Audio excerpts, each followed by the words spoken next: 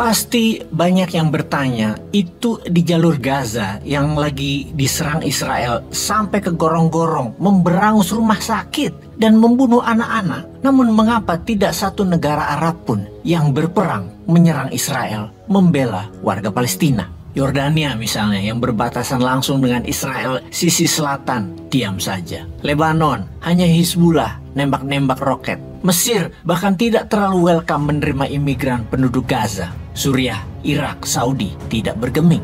Mengapa? Takut sama Amerika, takut sama sekutu, takut sama Israel. Bahkan atas nama agama ada 53 negara Islam di dunia hanya bisa menghimbau juga. Tidak ada satu tindakan yang konkret yang bisa menyetop Israel membantai Gaza. Bahkan negara lain di dunia bukan atas nama agama, namun atas nama kemanusiaan. Teriak-teriak jutaan manusia berdemo di jalan untuk Israel menghentikan serangannya. Israel tetap pongah dan terus membantai. Ada apa dengan dunia ini? Bahkan yang parah lagi, karena mau pilpres atau pemilu, maka para pejabat pun demi membangun simpati para voternya, mau loh memakai selendang Palestina, pakai ikat kepala Palestina, bendera Palestina, juga hanya bisa menghimbau, plus minta sumbangan. Kita bertanya, apa solusi lain yang lebih konkret? Bagaimana kalau kita pelajari sejarah dunia tentang Timur Tengah di masa ketika Israel menyatakan kemerdekaannya di tahun 1948,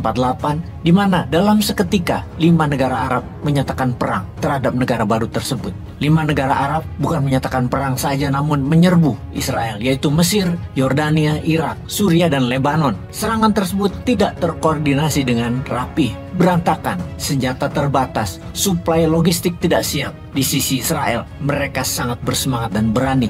Inilah masa yang mereka impikan selama ini, yang tidak akan mereka lepas dengan mudah, sampai mati pun dipertahankan. Israel bertempur atas nama eksistensi mereka. Di tahun 1949, Zionis menang perang dengan 5 negara Arab tersebut. Dengan perang tersebut, Israel bukan hanya menguasai 55% wilayah Palestina, namun setelah perang tersebut, wilayah Israel menjadi 77%. Jadi setelah perang tersebut wilayahnya menjadi 3 bagian, yaitu jalur Gaza dipegang Mesir, West Bank tepi barat dikuasai Yordan, dan sisanya Israel. Sampai sejauh ini, yaitu periode setelah perang 1949 tersebut, belum ada yang namanya negara Palestina. Warga asli Palestina ketika itu kurang lebih 800 ribuan jiwa berantakan, tinggal di mana-mana di 3 wilayah tersebut, yang terbanyak di wilayah Gaza dan West Bank. Peristiwa tersebut dijuluki Nakbah. Nakbah dalam bahasa Arab artinya bencana atau malapetaka.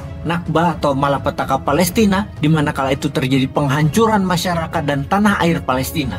Pada masa awal adalah periode kemerdekaan Israel di tahun 1948 terjadi pemindahan permanen sebagian besar orang Arab Palestina. Istilah Nakbah digunakan untuk menggambarkan peristiwa penganiayaan, pemindahan paksa, dan pendudukan Palestina baik di tepi barat dan jalur Gaza. Juga di kamp-kamp pengungsian Palestina di seluruh wilayah tersebut membuat eksodus 800 ribu orang Palestina, depopulasi terkait dan penghancuran lebih dari 500 desa Palestina, dan selanjutnya menghapuskan geografis Palestina, penyangkalan hak warga Palestina untuk kembali ke wilayah tersebut, penciptaan pengungsian permanen Palestina, dan penghancuran masyarakat Palestina. Puncaknya setelah menang perang dengan 5 negara Arab di tahun 1949, Israel semakin brutal. Intermezzo sebentar. Serangan Israel ke Gaza kali ini bagi Palestina merupakan malapetaka Nakbah kedua. Kemudian di tahun 1967 terjadi perang lagi antara dunia Arab dengan Israel.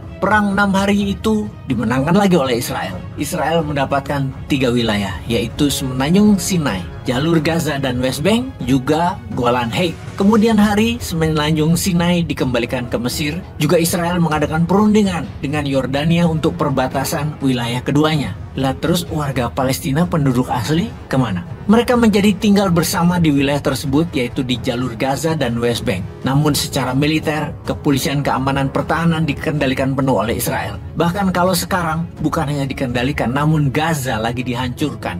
Full blown war. Kemudian terjadi pernyataan dari pihak Palestina bahwa mereka mau wilayahnya atau wilayah Palestina itu seperti sebelum perang tahun 1967. Seluruh wilayah Gaza, West Bank, dan sisi timur, Yerusalem. Usulan itu ditolak Israel karena banyak penduduk Israel tinggal di West Bank. Permukiman Yahudi sudah di mana-mana di West Bank, di wilayah orang kaya, distrik bisnis, dan banyak lagi wilayah penduduk Yahudi di dalam kota West Bank. Usulan Palestina ditolak Israel karena demografi penduduk sudah berbeda, tidak seperti tahun 1967 ke belakang. Kebijakan Israel sekarang berubah, di mana seluruh orang Yahudi, diaspora dimanapun, segera bisa jadi warga Israel, dan hal ini memerlukan lahan wilayah tinggal buat mereka. Kebijakan itu bernama Jewish Law of Return. Sepertinya resolusi Palestina-Israel semakin jauh dari perdamaian. Tidak akan ada kesepakatan dan tidak ada saling kesetujuan. Akan terus menjadi berkepanjangan sampai salah satu musnah. Padahal kalau kita menengok sejarah, bangsa Eropa lah yang menghina Yahudi, yang merendahkan kaum Yahudi. Bangsa Palestina, bangsa Arab, dan Ottoman Turki tidak pernah melakukannya, tidak pernah menyerang kaum Yahudi. Bangsa Eropa lah yang mengusir Yahudi keluar dari Eropa. Namun mengapa Israel buas sekali dengan warga Palestina? Mengapa Israel bukan membalas dendam mereka ke bangsa Eropa, malah membantai warga Palestina yang tidak berdosa? Peace.